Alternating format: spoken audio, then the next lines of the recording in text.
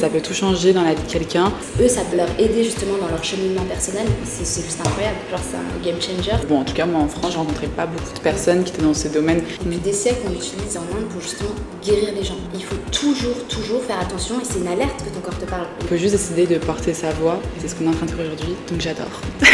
Hola, bienvenue dans Je suis potentiel, ton podcast de développement personnel. Aujourd'hui, on se retrouve avec Nalini. Je suis ravie d'être avec elle derrière ce micro. On va parler de choses trop intéressantes qui vont traiter du bien-être, de la santé avec la médecine ayurvédique, ta spécialité. Oui.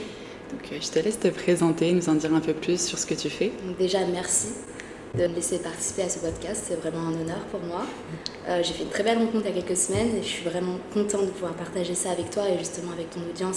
Vraiment l'objectif c'est de pouvoir démocratiser de plus en plus la médecine ayurvédique mais même toutes les médecines holistiques de manière générale parce que je pense qu'aujourd'hui c'est important d'en parler et que les gens soient beaucoup plus conscients par rapport à cela. Ouais, du coup, je vais un peu poser quelques questions parce que, comme vous, sûrement, je m'y connais pas énormément, mais je sais que c'est une grosse erreur de pas se connaître en médecine ayurvédique parce que tu nous le diras toi-même, mais de nos jours, on se met beaucoup de merde dans notre corps, sur notre corps. Enfin, de toute façon, on consomme beaucoup de merde sans même s'en rendre compte, ce qui nuit à notre santé et ce qui nuit à notre santé nuit à notre potentiel. Donc voilà pourquoi je trouvais que ça faisait vraiment sens de l'inviter sur le podcast aujourd'hui pour qu'elle nous livre ses secrets. Déjà, est-ce que tu peux nous dire ce que c'est ce mot qui fait très ancestral, très magie, Ayurveda, qu'est-ce que c'est? Alors oui, du coup la médecine ayurvédique, ça repose sur des principes ancestrales et millénaires. Depuis des siècles, on l'utilise en Inde pour justement guérir les gens. Donc c'est vraiment une médecine à part entière que j'aimerais vraiment démocratiser. Ce qu'il faut comprendre, c'est que ton corps, ton esprit et ton âme sont interconnectés. Et du coup, même ta beauté extérieure, c'est le reflet en fait de ton bien-être intérieur. Et ça, beaucoup de gens ne comprennent pas parce qu'ils ne vont pas forcément prendre soin d'eux ou de leur bien-être. Et c'est une part super importante pour justement prendre soin de ta santé. Et c'est sur quoi je vais mettre l'accent aujourd'hui parce que beaucoup de gens ne sont pas encore conscients ou assez éveillés pour comprendre que prendre soin de toi, ça va te permettre de prendre soin des gens autour de toi et de te sentir mieux et faire mieux circuler l'énergie dans ton corps. Donc voilà, ça repose en fait sur des doshas. Chacun d'entre nous, on est constitué différemment. On est des individus uniques. Si par exemple, on pourrait comparer à la médecine occidentale, on va pas te donner des médicaments par rapport à un type de symptôme que tu as. Si on va chercher la cause profonde du déséquilibre interne dans ton organisme. Si je te prends un exemple, tu as un mal de tête. Tu vas prendre un Doliprane pour justement camoufler la douleur sur l'instant T. On est bien d'accord. Ce problème, il va pouvoir être peut-être récurrent par la suite. Et ta solution, ça va être de prendre toujours un Doliprane pour justement camoufler la douleur sur l'instant T. Or, dans la médecine ayurvédique, on te dit, ton corps te parle. Il faut toujours faire attention et c'est une alerte que ton corps te parle. Et prendre ça comme une opportunité de le comprendre mieux et de l'écouter. Et c'est pour ça, la médecine ayurvédique, ça va vraiment reposer sur le fait de rechercher la cause, la racine du déséquilibre. Savoir pourquoi tu as ces douleurs physiques aujourd'hui, que ça s'est extériorisé d'une manière, pourquoi, quelle est la cause profonde de ça. Ça va chercher vraiment ton déséquilibre interne pour justement le régler, l'ajuster et l'adapter pour ne plus avoir ce problème récurrent dans ta vie, quoi. C'est vraiment une médecine à part entière pour traiter les symptômes et les douleurs à la racine, si on peut généraliser et synthétiser ça de manière simple. J'adore. Ouais, ça me fait grave penser, je crois que ça s'appelle le langage des oiseaux, genre maladie, tu sais, mal a dit, genre c'est ton corps qui essaie de dire qu'il a mal et nous on le dit je te dis ferme-toi.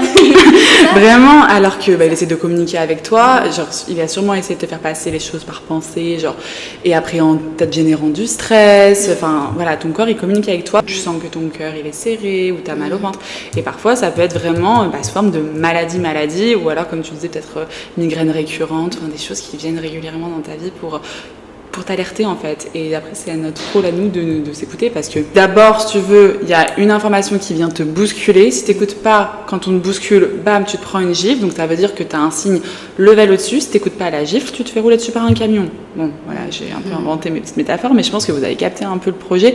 C'est moins tu écoutes, plus ton corps il va pas avoir le choix que d'être très très clair dans les signes qu'il t'envoie et plus ça va faire mal.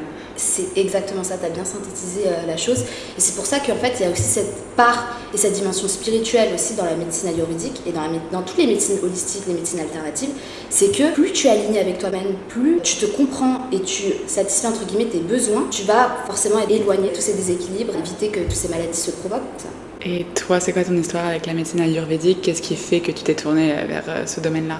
Alors moi je suis d'origine indienne, il faut le savoir, donc du coup j'ai eu la chance d'être bien entourée, donc j'ai des médecins aussi ayurvédiques dans ma famille, des naturopathes, des professeurs de yoga. J'ai eu quelques problèmes de santé depuis jeune, que ce soit de manière capillaire, ma peau, la santé en général, mon énergie qui s'affaiblissait et on ne comprenait pas pourquoi. Et j'ai essayé tout type de médecine et j'ai aussi été curieuse de la médecine chinoise, l'acupuncture. En fait, je suis très très curieuse de tout ce que le monde peut nous apporter et toutes les autres médecines alternatives. Et c'est de là, en fait, de fil en aiguille, je suis partie en Inde et j'ai rencontré des professeurs de yoga, des naturopathes, des maîtres gourous qui m'ont énormément enseigné sur justement ces pratiques millénaires, ces pratiques ancestrales, qui ont des bienfaits tellement puissants que je me suis dit, mais en fait, il faut absolument que je démocratise ça en France, en Europe, parce que c'est, pour ma part, personnellement, je trouve que c'est trop peu connu. Et c'est tellement bénéfique pour les gens que je me dis, mais il faut absolument que les gens puissent comprendre au moins le concept derrière tout cela, tu vois. Moi, ça m'a beaucoup aidé sur ma santé, ça m'a permis aussi de rééquilibrer tous mes doshas, d'être beaucoup plus connectée à mon corps. Comme je t'avais dit, hein, corps, esprit, âme, c'est interconnecté. Et de pouvoir justement mieux me comprendre et être alignée avec moi-même. Je me dis, mais il faut absolument que je puisse véhiculer toutes les valeurs autour de cette médecine et que les gens puissent comprendre si ça peut les aider également dans leur cheminement, épanouissement personnel, mais aussi spirituel. S'ils peuvent guérir aussi avec la médecine ayurvédique, bah, c'est le combo parfait, quoi. Ouais, non, c'est une belle mission que tu as. Et c'est quoi les premiers changements que tu as mis en place dans ta vie, genre quand tu as commencé à t'ouvrir à toutes ces médecines, tu t'es dit, bon, qu'est-ce qu'il faut d'abord que peut-être je remplace, ou qu'est-ce qui s'est passé en fait? Tout d'abord, on dit toujours qu'on est ce que l'on mange. La nutrition ayurvédique, c'est une dimension qui est très importante dans la médecine ayurvédique, dans le sens où on t'apprend à manger consciemment. Alors ça peut interpeller, parce qu'il y en a certains qui mangent devant la télé, qui ne savent pas forcément ce qu'ils mangent, qui ne savent pas comment manger, et justement aussi comment adopter et adapter son dosha par rapport à leur nutrition. Et en fait, comme je l'avais dit, on est chacun unique. Donc mes besoins ne sont pas les mêmes que toi. Tu vas pas forcément avoir les mêmes besoins que moi. Et en termes de nutrition, c'est pareil. Tu dois avoir des régimes et des plans nutritionnels qui sont adaptés à toi, adaptés à tes cycles, adaptés aux cycles lunaires, les énergies de l'univers. Tout ça est interconnecté pour justement que tu puisses en tirer les meilleurs bénéfices, c'est ça, pour toi. Et donc du coup, ça a vraiment du sens quand on dit tu es ce que l'on mange, parce que tout ce que tu manges, pour ton énergie, ta meilleure circulation sanguine, ta peau, si tu as des problèmes capillaires, des problèmes de digestion, tout peut être réglé aussi avec une partie de la nutrition ayurvédique. C'est ça qui est super important à comprendre. Je peux te donner un exemple, je sais pas si tu connais le ghee. Non, ça te dit rien? Le ghee, genre là on fait des bisous sur la branche là? C'est trop drôle. C'est du beurre clarifié. Et en fait, on dit souvent les graisses, c'est pas forcément bon pour la santé, etc. Mais en fait, le beurre clarifié, ça a tellement de bienfaits pour la santé. Quand tu vas dans des retraites en Inde, par exemple, tu vas faire des cures ayurvédiques, on te préconise de prendre du ghee à jeun tous les matins. Et en fait, ça te permet de tellement détoxifier ton organisme de manière saine, tu vois, que justement, c'est comme si tu remettais ton corps à zéro. Avant de pouvoir bien t'alimenter, de bien prendre soin de toi, le ghee, ça va te détoxifier de l'intérieur et pouvoir justement tirer le meilleur des bénéfices de tout ce que tu vas manger derrière.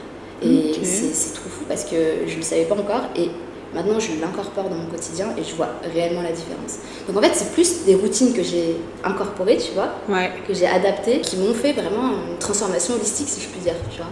Mais ça se mange, c'est genre sous forme de beurre, genre tu tartines ça le matin?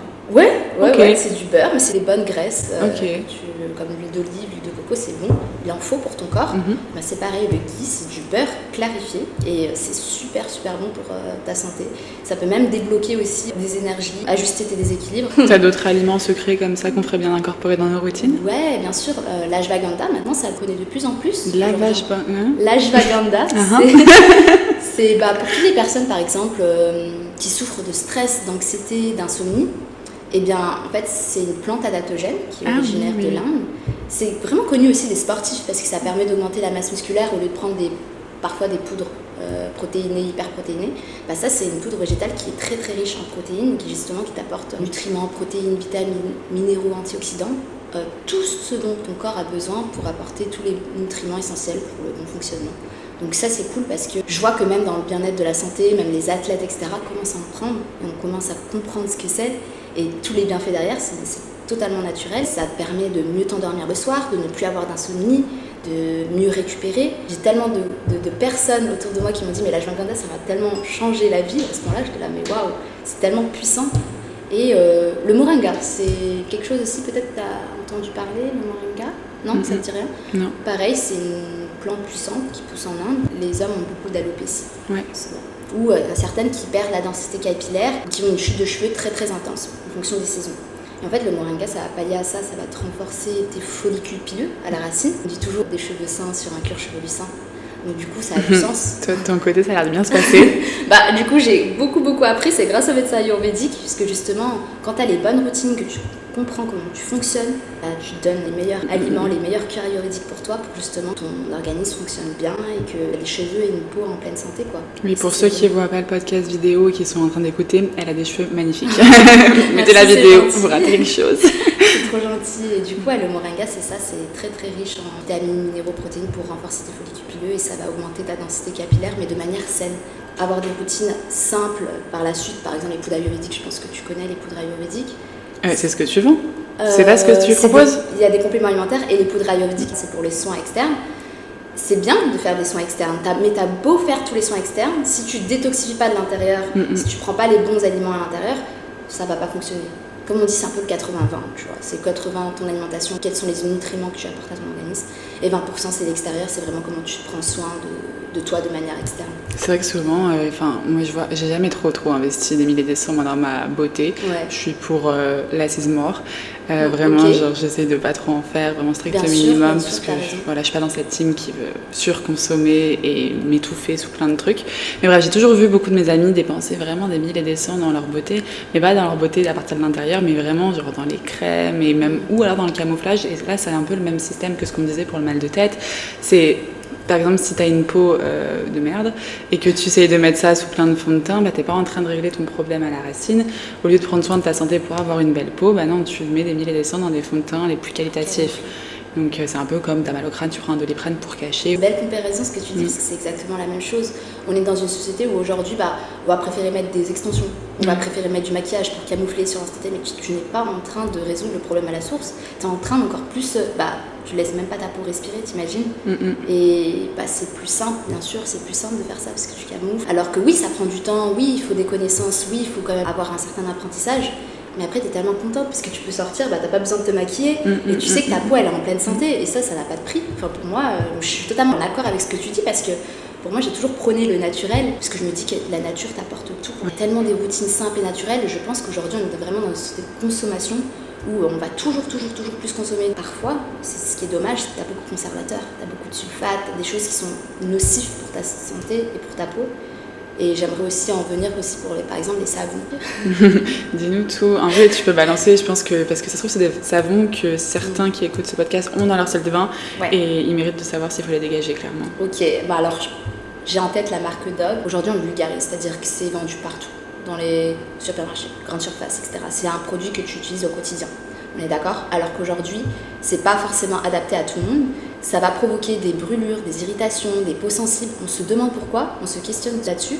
Mais en fait, le savon, il n'est pas fait pour que ça sente bon comme ça, tu vois. Il y a des parfums, il y a des choses qui sont très toxiques et nocives qui vont perturber l'équilibre et le pH de ta peau et de ton épiderme. Et justement, ça va complètement déséquilibrer. Ta peau va mal réagir. La barrière cutanée, elle va essayer de réagir. Elle va avoir des rougeurs, des irritations. Et parfois, on ne comprend pas la source. Et bien en fait, il faut déjà changer tous les produits de sa salle de bain ou au moins être conscient de tout ce qu'il y a dans les ingrédients avant d'acheter et de dire voilà, j'ai vu cette pub, la meuf elle a une peau trop douce, waouh, incroyable, en plus ça sent trop bon. Ouais, on est d'accord, ça sent super bon. Mais est-ce que c'est réellement bon pour ta santé ? T'as tellement d'autres alternatives aujourd'hui, t'as des savons naturels, tout ce qui est riche en saponine végétale, c'est un fort pouvoir lavant, comme les poudres ayurvédiques. Ça te lave, tu n'as pas forcément besoin de parfums, de choses qui sont toxiques pour ta santé et pour ta peau, clairement. Parce qu'à long terme, tu vas en subir les conséquences. Alors je ne vais le faire à personne, mais juste que les gens soient beaucoup plus conscients de ce qu'ils utilisent, que ce soit de manière interne et externe. C'est très très important. Oui, et puis au final, ce que tu mets sur ta peau, genre les crèmes ou même ton savon, ça rentre dans ta sûr, peau. Ça donc... pénètre. Ouais. Tu vois, tout ce qui est perturbateur endocrinien, ça vient complètement déséquilibrer ton cycle, tes hormones, jusqu'à le pH de ta peau. Et justement, ces perturbateurs endocriniens, c'est hyper agressif pour la peau. Ton corps réagit et toi, tu vas pas comprendre. Tu vas aller chez le dermatologue, tu vas dire mais pourquoi si, ça. Si on a ta peau sensible comme ça, tu as des inflammations qui arrivent, écoute ton corps et comprends d'où ça vient. En fait. Là, du coup, on dit qu'il y a beaucoup plus de choses néfastes pour notre santé dans notre quotidien que ce que l'on peut le savoir. Bien sûr. Donc, trop bien, c'est ce podcast, aide à conscientiser le fait qu'il faut faire attention à son alimentation, à ce qu'on met sur sa peau, etc. Mais est-ce que tu as des idées, des chaînes de supermarchés peut-être en France où tu peux trouver des choses un peu meilleures pour la peau, des meilleures pour ton alimentation? Parce que là, moi, je me dis, si j'écoute ce podcast, je me dis, ok, bon, c'est la merde. Il y a plein de trucs qui sont nocifs pour moi dans les placards, etc. Mais où est-ce que je vais choper quelque chose de meilleur pour moi, tu vois? Bien sûr. Il y a beaucoup de supermarchés comme Biocoupe, La Vie Claire. C'est très respectueux aussi de l'environnement et respectueux de ta santé. Toujours important, peu importe dans la grande surface dans laquelle tu vas. Je pense qu'avec tes connaissances et ton apprentissage, toujours regarder en fait derrière le dos des étiquettes, voir s'il n'y a pas des perturbateurs endocriniens, des choses qui sont nocives pour ta peau. Toujours voir en fait les ingrédients avant de pouvoir tester sur ta peau ou tes cheveux de manière générale. Même que ce soit nutrition ayurvédique, moi je dis toujours de manger bio parce que justement t'as pas tout ce qui est OGM. Je pense que tu connais un petit peu tout ce qui est OGM et c'est très très très toxique. En fait c'est juste simplement certains changements, ta routine, dans ton alimentation, dans tes soins externes que tu donnes à ta peau et tes cheveux, juste être conscient de ce que tu mets. Aujourd'hui, on est très transparent dans la liste des ingrédients dans chacun des produits qui le composent. Donc vraiment faire simplement attention à ça. Tu as vraiment des grandes surfaces comme Biocop, La Vie Claire qui sont très très respectueux de ton organisme et de ta peau. Je vais aller ces grandes surfaces. Ok, cool. Et toi, du coup, comment tu bosses comment ça se passe qu'on vient de voir dis-nous tout. Alors, moi déjà, j'ai une marque de compléments alimentaires issus de la médecine ayurvédique puisque je voulais tellement démocratiser cela. Donc ça a été un peu compliqué parce que j'ai tellement voulu avoir les certifications bio et vegan qu'avec les réglementations européennes, ça a été compliqué. J'ai mis 2 ans pour avoir les audits de labo.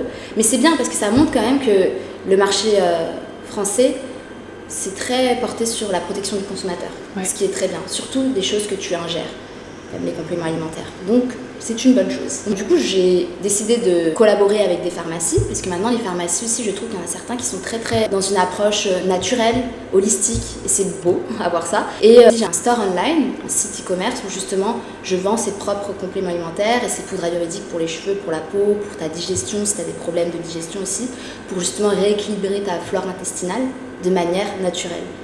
Et en fait, c'est vraiment des plantes que tu incorpores dans ton organisme de manière régulière, dans ton quotidien. Tu vois vraiment une certaine transformation au niveau de ton corps, de ton organisme. Et il y a des poudres. Les poudres ayurvédiques, donc c'est les soins externes que tu apportes à tes cheveux. Et justement, c'est aussi des shampoings à part entière. Si par exemple, tu ne sais pas t'orienter forcément dans quel type de shampoing, ça au moins, tu sais que c'est des poudres ayurvédiques qui sont très riches en saponine, qui ont un fort pouvoir lavant. Tu n'as pas besoin d'autre chose pour justement laver ton cuir chevelu. Et à côté de cela, ce qui est important aussi à prendre en compte, c'est que j'accompagne ces personnes à prendre soin de sa santé, de son bien-être et de sa beauté de manière générale et leur faire comprendre qu'avec des différents plans d'action précis et en fonction de ton type de dosha, ta personnalité, de tes caractéristiques, eh bien, on va venir t'établir un plan d'action avec les naturopathes, les professeurs de yoga, ceux qui sont vraiment dans le domaine de la santé, des experts dans la médecine ayurvédique, pour t'apporter tout ce dont tu as besoin pour justement arriver à ton plein potentiel, que ce soit de mindset, que ce soit dans ta santé, ton bien-être. Moi, ça m'a beaucoup apporté quand j'ai commencé parce que quand je suis arrivée en Inde, je perdais je ne sais pas combien de cheveux par jour, mais vraiment c'était affreux. J'avais une queue de rat parce que j'avais fait un lissage brésilien et le lissage brésilien m'a complètement détruit et abîmé mes cheveux, mais d'une manière, je me suis dit, j'ai jamais récupéré mes cheveux, c'est pas possible. Et au final, ici, avec les bons moyens, les bonnes pratiques et de la consistance, super important, tu peux vraiment arriver à ce que tu souhaites. C'est ça qu'il faut bien prendre en compte. Et c'est vrai que depuis tout à l'heure, on dit surtout les exemples de make-up, peau, cheveux, tout ça, mais en fait, ça influe tellement sur ton énergie. C'est pas genre juste de la beauté ou quoi. Parce que comme on disait, oui, très bien, si t'as la peau douce après ton gel douche, mais il y a ce qui rentre dans ta peau, donc ce qui influe sur ta santé, ce qui influe sur ta santé influe sur ton énergie, et ton énergie, sans ton énergie à son max, tu peux pas être toi à ton plein potentiel. Exactement. C'est pour ça que tout est lié. Et je vais bien rebondir sur ce que tu as dit là-dessus. Tu vois, on parle aussi des après-shampoings. J'ai beaucoup de personnes qui me disent mais les poudres ayurvédiques ça assèche énormément mes cheveux, je les trouve poisseux derrière et tout. Mais c'est normal en fait, c'est que tu récupères en fait ta nature de cheveux parce que tu vas tellement mettre des après-shampoings, c'est un cercle vicieux. C'est comme le maquillage. Les après-shampoings vont t'embellir le cheveu de l'extérieur. Donc tu vas le trouver super doux, tu vas dire mais waouh, il est incroyable ton cheveu. Mais en fait, c'est justement quelque chose qui va adoucir ton cheveu de l'extérieur, mais en fait à l'intérieur, il est complètement abîmé, complètement cassé. Et c'est important de le soigner de l'intérieur. Donc peu importe que tu vois ton apparence en disant ah mais là mes cheveux, je les trouve pas bien. Arrête tes après-shampoings bourrés de sulfate, silicone, etc. et commence à prendre soin petit à petit, faire ta transition vers le naturel. Tu vas commencer à remarquer les différences sur ta santé, ta beauté, ton bien-être. Et tu vas continuer en fait dans un cercle vertueux. Et c'est ça qui est cool. C'est vraiment les bonnes pratiques, les routines et la consistance que tu mets là-dedans. Tu vois vraiment des résultats et c'est cool en fait de voir l'évolution de certaines.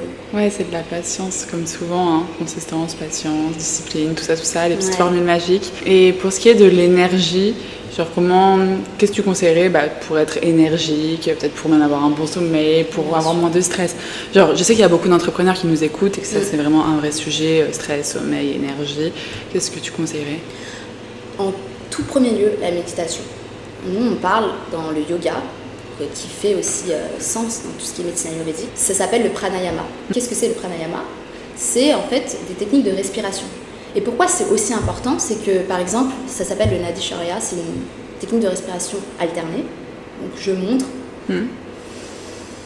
Tu inspires d'une narine, tu gonfles tes poumons au maximum et tu expires de l'autre narine. Ok. Au maximum. Et en fait, ça te permet d'enlever toutes tes toxines dans tes poumons. Parce que quand tu respires de manière inconsciente, toutes les toxines qui sont accumulées via la pollution dans la journée, etc., elles restent dans tes poumons. Et en fait, tous les matins, si tu fais ça, c'est hyper bien pour ta santé parce que tu vas débloquer en fait là où il y a peut-être des douleurs, des points de sensibilité, parce qu'en fait, ton énergie, elle circule mal. Et le pranayama, c'est vraiment ça, c'est débloquer ton énergie tout au long de ton corps via les 7 chakras. On appelle ça les 7 points, les 7 chakras. C'est là où la circulation et l'énergie circulent. Et c'est très très important pour justement te sentir éveillé, aligné avec toi-même, beaucoup plus énergisé et justement arriver à ton plein potentiel, développer des projets, avoir beaucoup plus d'énergie pour faire tout ça. C'est hyper important. Trop intéressant, j'adore. De toute façon, depuis que je vis à Bali, je m'éveille tellement à tout ce qui est spirituel, les chakras, la respiration, le prana, tout ça. Enfin voilà, il y a vraiment, tout le monde m'apprend des choses au quotidien, c'est tellement intéressant. Donc je suis contente qu'on puisse partager un peu ça là, autour d'un podcast pour ceux qui ne sont pas sur place.